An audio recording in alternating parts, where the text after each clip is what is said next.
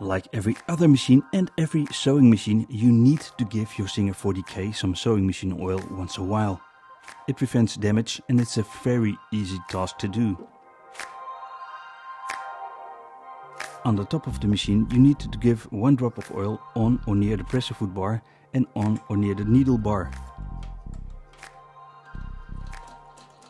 Turn your sew handy on its side. Look for lint and dust. Remove it with a brush. Then oil these 7 oiling points.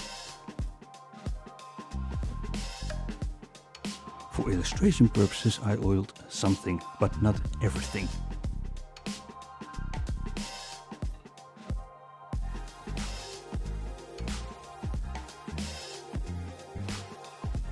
In the manual you can find pictures of what and where to oil. You can oil some parts of the inner mechanics too, but you don't need to technically. If you want to, unscrew these 2 screws and remove the entire back plate.